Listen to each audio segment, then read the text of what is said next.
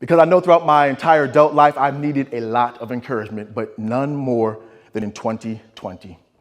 When the lockdowns and the pandemic started in mid-March, there was so much fear and confusion, and I was suddenly working from home. And at the time, our children, they were 2, 6, and 10, and they were doing distance learning at the time from home.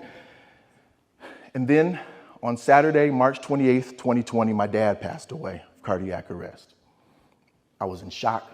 I was overwhelmed and didn't really know how to process my dad being gone at such a young age. But one of the first people that I called was my grandpa, Jonas Bender.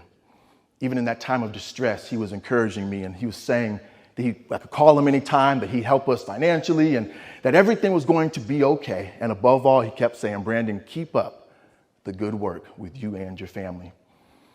But then the unthinkable happened. My grandpa passed away in May of 2020 on a Saturday.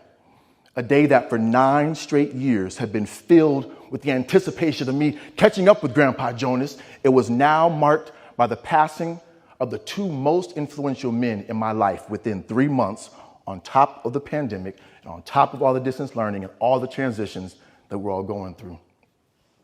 In a time where the world's problems felt like they were at my front door, it felt like my entire support system was gone.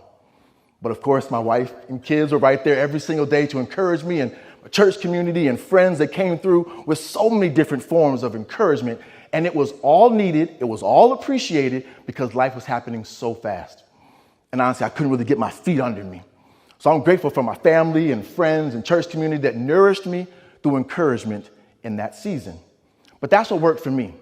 So I want to encourage you today to find your people. When life hits hard, that you know they have your back. And that when you fall, they won't let you fall too far.